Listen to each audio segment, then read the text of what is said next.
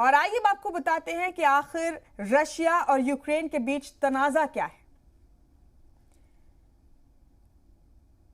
Ukraine की सरहद मगरिब में यूरोप और मशरिक में रूस से जुड़ी। 1991 तक यूक्रेन पहले सोवियत यूनियन का हिस्सा था।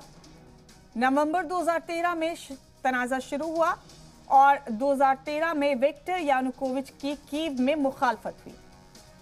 नवंबर 2013 में तनाजा शुरू हुआ था। 2013 में विक्टर यानुकोविच की कीव में मुखालफत हुई।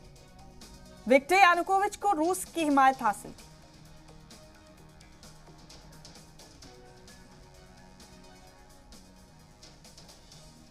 - 2014 में यानुकोविच को मुल्क छोड़कर भागना पड़ा।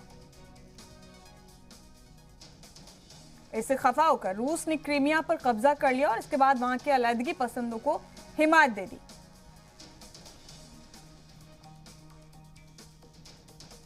इन अलैदगी पसंदों ने यूक्रेन के बड़े हिस्से पर कब्जा कर लिया।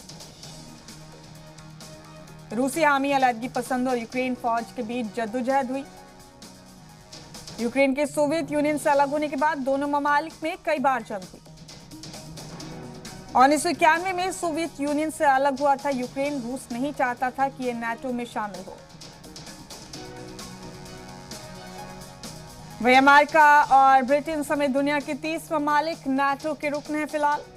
अगर यूक्रेन नाटो का रुकन होता तो नाटो के सभी रुकन रूस के खिलाफ मुत्तहिद होते और सदर पुतिन इसी मांग को लेकर यूक्रेन और मगरबी ममालिक पर दबाव डाल रहे थे। रूस ने दीगर ममालिक की पाबंदियों की परवाह किए बगैर यूक्रेन पर हमला कर दिया।